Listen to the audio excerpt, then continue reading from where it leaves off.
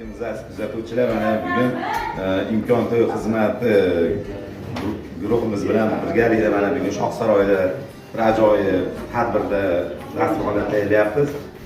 Meva tuzash jarayonlarini ko'rish mumkin. Qolgan jarayonlarni ko'rsatib boramiz hozir.